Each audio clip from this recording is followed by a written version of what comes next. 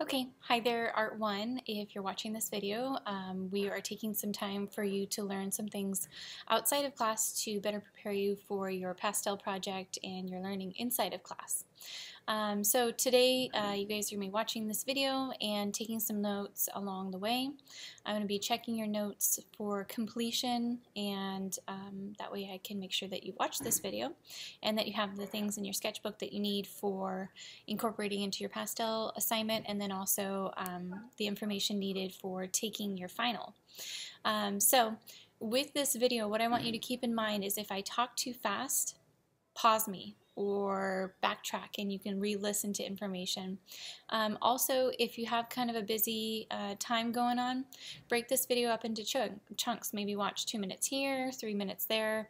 I don't quite know how long this is going to take, so if it takes a little bit longer, watch me in chunks, and that way you can still get your learning accomplished in your notes, but it works better inside of your schedule. So first things first, I need you to set up your sketchbook like what's shown on this slide right here. Your sketchbook should be in portrait mode, and then you're going to divide it in half vertically, and then divide it in half horizontally, and then each one of those halves you're going to divide in half. So you should have 8 equal squares for your notes. Okay, so do that now. So what we're going to be talking about today is color psychology, and this is one of my favorite topics that we cover in Art 1, and I'm really passionate about it because I have a strong background with color psychology, having worked in the advertising industry.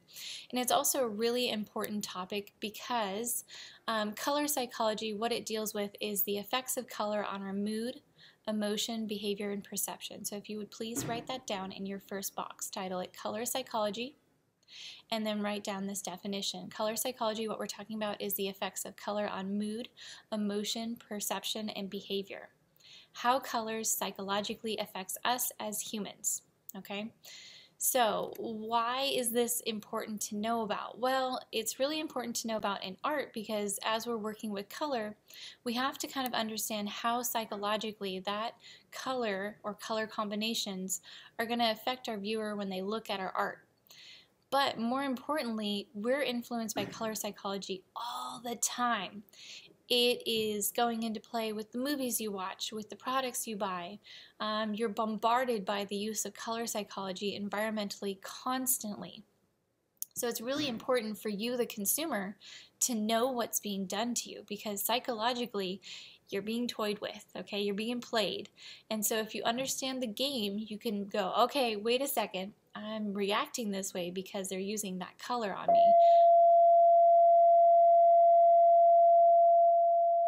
Doing this during my prep. So if us as consumers are better educated, then we can put aside the psychological part and make more informed decisions, not based on our reactions, but based on fact and choice. It's also important because you guys are a very, very strong consumer audience.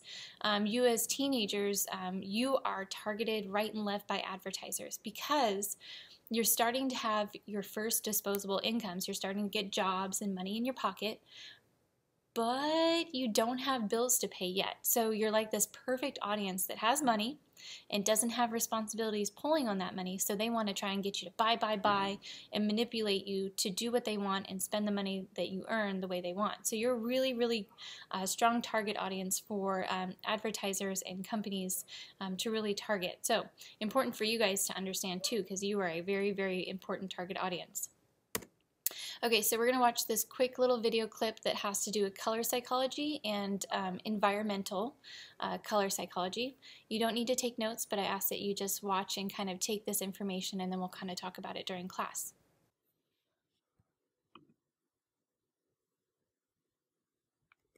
Colors are lights, suffering, and joy. That was a quote from The Theory of Colours, published back in 1810 by Goethe, a German writer. He wrote about how colours are perceived by humans, how they make us think and feel. Red conveys an impression of gravity and dignity, and at the same time of grace and attractiveness. The appearance of blue is gloomy and melancholy. Yellow carries with it the nature of brightness and has a serene, softly exciting character. Goethe's definition of colour by our experience of it was dismissed by the scientific community. Physicists like Newton knew colour was wavelengths of visible light. But Goethe's colour wheel is beautiful in its simplicity and in its recognition of how our environment affects our psychological states.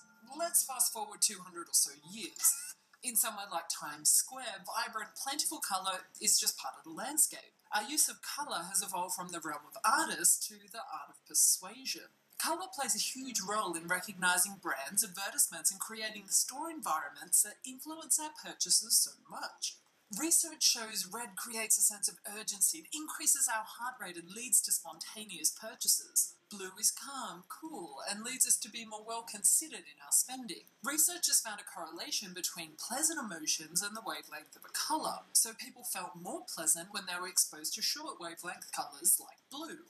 One study even looked at how blue and red influence our shopping behaviour. 2 stores were constructed, one with a red colour scheme and one with a blue colour scheme. Participants were given some money and the task of buying a TV. It was found there were longer browsing times and more purchases in the blue store.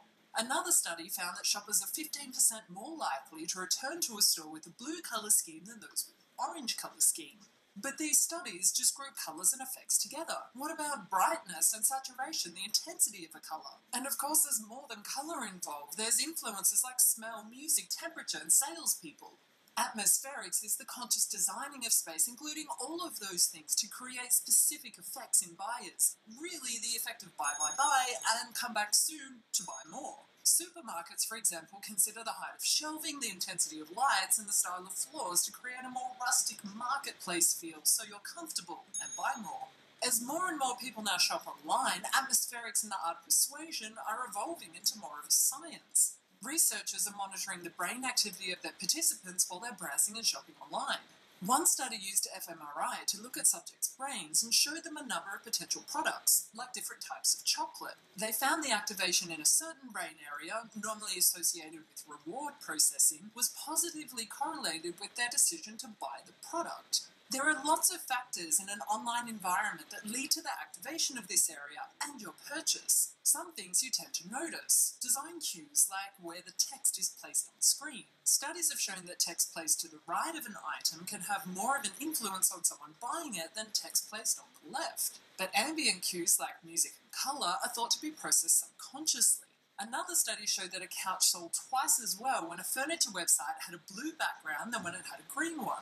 Researchers said perhaps the green background reminded people of money and made them more reserved, whereas the blue triggered a relaxed state of mind. This may all seem trivial, but colour has been shown to influence our mood, behaviour, and what we buy, whether it's in-store or online. And 200 or so years after Goethe, we're still asking questions about just how colour affects emotion. Back in the 1800s, he said, "We shall not be surprised to find that color's effects are significant, and that they are immediately associated with the emotions of the mind." It's just a few years too late for Goethe to be tickled pink with some supporting evidence. Okay, so by the end of watching this lesson or video, you should be able to kind of diagnose and state the effects on particular colors on a viewer, like some of the things that can happen when a viewer comes in contact with that color. Also, I hope that you guys will be able to analyze and critically discuss the reasoning behind color choice of some of your major brands and the effects on their customers, because major brands spend millions and millions and millions of dollars choosing colors. And that's because they have a strong correlation to producing particular effects or behaviors on their consumer audience. Now, the video talked about atmospherics. I use atmospherics on you guys daily. It's something that I'm very conscious of in the classroom. Next time you guys walk in, notice the lighting. I use a lot of ambient lighting to really soften the harsh overhead lights throughout the classroom to kind of create a more soothing, pleasing environment for you guys to learn in. I also employ music to keep you guys motivated, to create a nice atmosphere for you. If you notice, I never play like death metal or anything like that, because the music is a conscious choice to produce the kind of environment that I want to create for you guys. When I want something more soothing for you guys to be able to concentrate, I play music that is purely instrumental. If I want something that's a little bit more upbeat and peppy, I play pop. It's a very conscious thing that I do as a teacher to produce the right amount of atmospherics for you guys to learn better. I've also used scents on you guys. I have a Scentsy candle in my room that I burn occasionally to produce the correct smells for you guys when you walk in the room, so that it's pleasing and you want to be here and it's a positive environment that you enjoy coming to. That's not by accident. So as we go through your notes, each one of the boxes I'd like you to write the name of the color and then 3 to 4 things that they can create, the psychological effects that they produce. All right, so each color gets 3 to 4 little bullet points in that box about some of the results that it can produce. So our first color is going to be red. So I have lots of kind of visual cues as to what that color could create. So red is the color of excitement. It's the color of passion. It also connotates ideas of love and desire. We kind of know that because of Valentine's Day and using the hearts and all those things. But it can also create the idea of strength, power, aggression. Red is a color of all things intense and passionate. Okay, so again, write down 3 to 4 bullet points about what red could mean. You could add in some additional ones. Some evidence of red being used correctly is in fast food chains. So here we have our logo for McDonald's. It's very bold with red and yellow. Red is an agitant. It makes you agitated. It's a very bright, eye-catching, exciting color. It's fast-paced. So McDonald's is a fast food chain. So what they do is when you're driving down the road, you notice it quickly. Also, if you're at all hungry, it agitates you. And sometimes when we're agitated, a soothing mechanism is to eat. So they get you agitated, so you want to pop in really quickly and eat something and leave. McDonald's uses agitating colors, exciting colors, because also they don't want you to linger very long in their establishment. They want you to get in, get your food, eat, and leave quickly. They got to have that quick turnover because they're a fast food chain. They don't want you to linger for very long like Starbucks. They don't want to make it very comfortable for you in there to be. So if you ever go into a McDonald's or fast food chains in general, the lighting is harsh. The floors are not carpeted. The seatings are usually hard plastic. This is all done on purpose because they want you to get in, get out, and get on your way. Okay, next color is orange. All right, so orange is the color of energy. It's got good balance because it's a combination of yellow and red. It creates a sense of warmth, vibrance. It's flamboyant, and more than anything, it's demanding of attention. So orange is kind of those warm, hot hues. It's a warm color scheme, remember. Think about who wears orange. Your construction workers, they wear orange hard hats. Your construction signs are orange. Construction cones are orange, and that's because it's a very demanding color. You want to get people's attention when they're driving down the road so you don't hit a guy working on the side of the road. It's also the color of warmth. You know, think about as fall is turning, all the colors and the trees kind of creates this warm, sort of soothing color for us. So an example of a company using that color to their advantage is the Home Depot. What does the Home Depot sell? Construction supplies. So they're referencing the idea of construction cones, construction sites, construction hats with their logo type. It literally is a box, you know, like things get shipped in. You're using a stencil font to kind of mimic the idea that it's like spray painted on the side of a box. It's orange and white to grab your attention. It's vibrant. It's just like a giant construction cone because that's what they sell, construction supplies. All right, next color, my favorite color, yellow. So yellow signifies joy, happiness. It's color of optimism, maybe idealism, imagination, hope. It's color of sunshine and summer, but it can also mean dishonesty. It can mean cowardice, jealousy, deceit, illness, hazard, but it's the official color of friendship. So yellow kind of has a dichotomy, which means it has like two sides. It's either really, really positive or it can have really, really negative connotations. It is both. So make sure you write down 3 to 4 bullet points. If I go too fast, rewind me over and over and over again. Pause me if you need to. So again, fast food chain using yellow. We've got this bright little happy star. He's the star of happiness. We've got our red agitating color. They hope that you get agitated, you come in, but yet they want you to be happy about the idea of eating fast food. It's like, oh, it's going to be really nice and fun. So they have this happy little star using that color. All right, next color, green. Green is the color of nature and the environment. Kind of self-explanatory why. It's also the color of health, good luck, renewal, kind of like rebirth during spring. Generosity, fertility, jealousy, like you're green with envy. Inexperience, misfortune, and vigor. Okay, so think about what color envy was in that Pixar movie, Inside Out. She was green, not by accident. Think about what color joy was. She was yellow. Hello. All right, so an example of a company using green to their advantage consciously would be our logo for Animal Planet, that network that has nature shows on it. So here they're using variations of the color green. And if you look carefully in the M, it's turned sideways, and that's to mimic a little animal's mouth.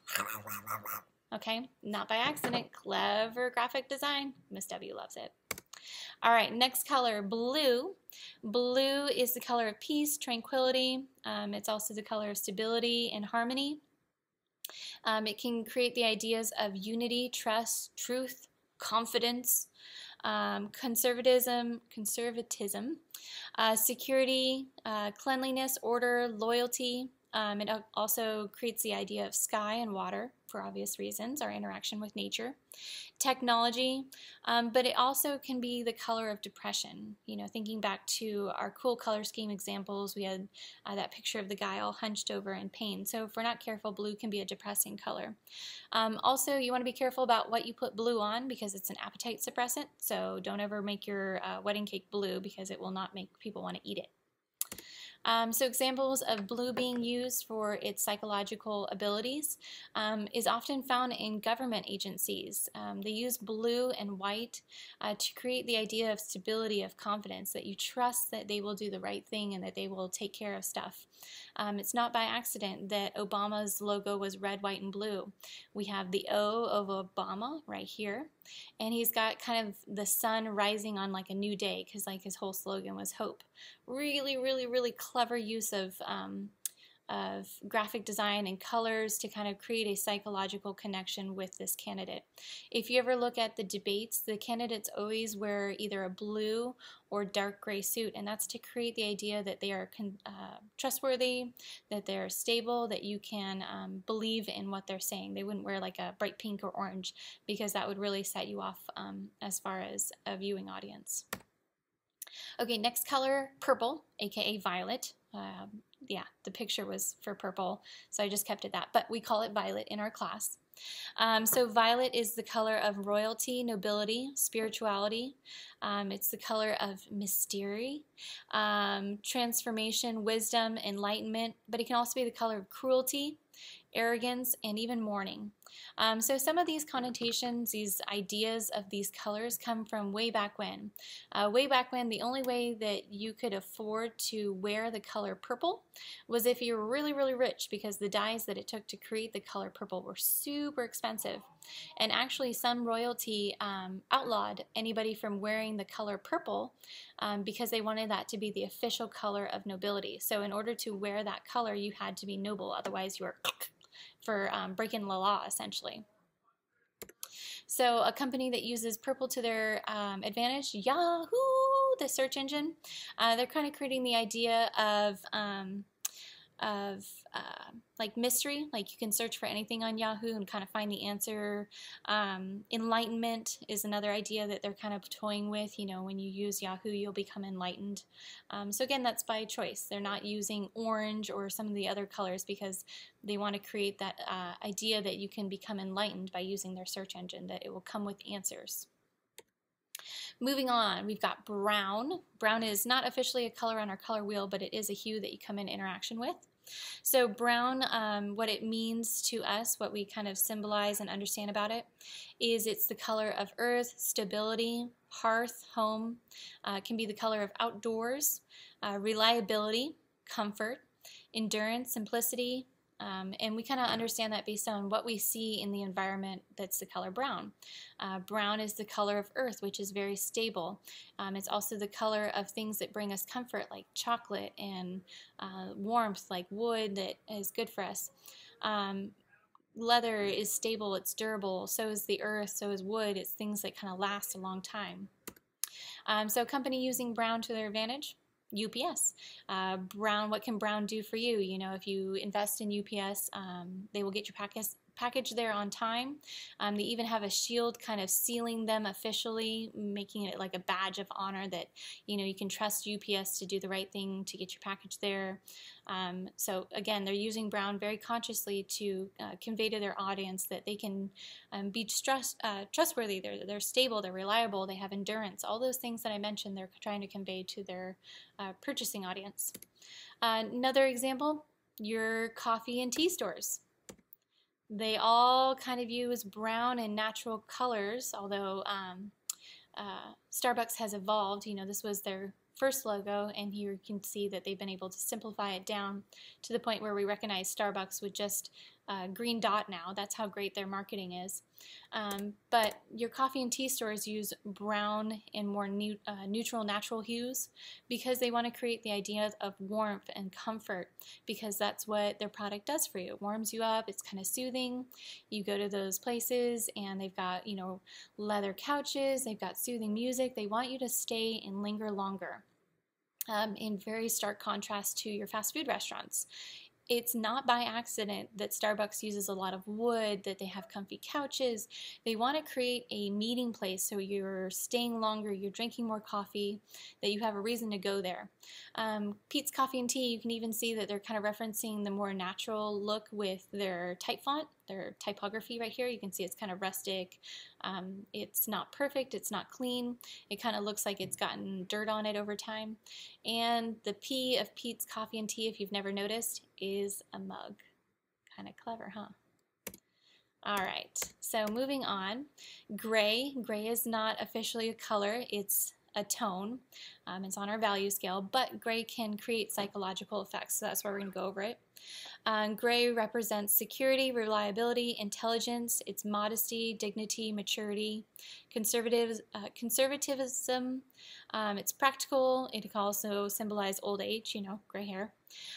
Sadness, boring, and then silver symbolizes calm. So you can see people wear gray suits. Gray is often kind of the color of modern furniture and homes. Gray can also be sort of depressing. We think about gray skies day after day will get us sad and depressed. It's also the color of technology. So we think about Apple. Apple uses very clean, very streamlined, modern grays and whites in their color palette because they want to create the idea that it's modern, it's innovative, it's got technology incorporated in it. It's not got like pink and orange. That would really not showcase their products. But it's very clean, very sterile, very minimalistic. What you think about their products and their design, that fits right in. Okay, white. White is not officially a color, but again, we're going to go over it because it has psychological effects.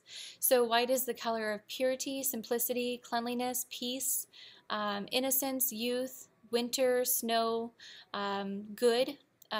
It can also symbolize marriage in Western cultures, but in Eastern cultures it can symbolize death. So in the United States, we wear white wedding gowns to symbolize our purity, coming into the marriage, that we're innocent, we're meeting our husband, and we're coming to him pure back in the day.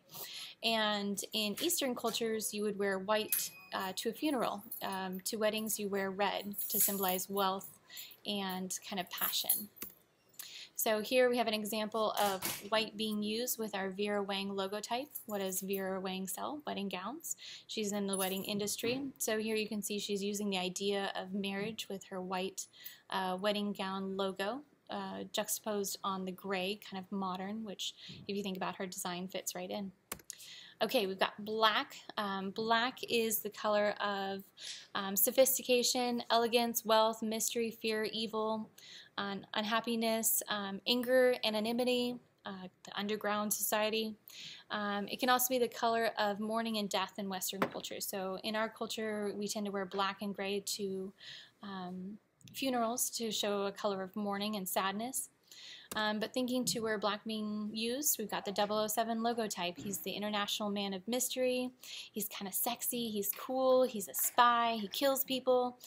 So black fits right in based on the psychological effects that that color can have for us.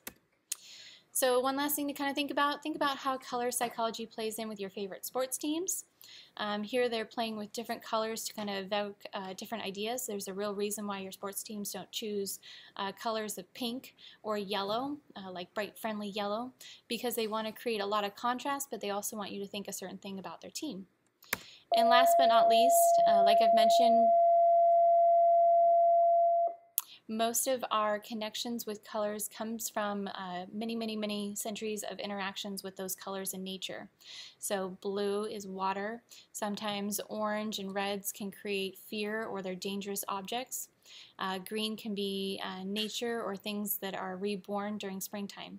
So all these psychological connections were created in foundation with our interactions with nature since our days of being a caveman.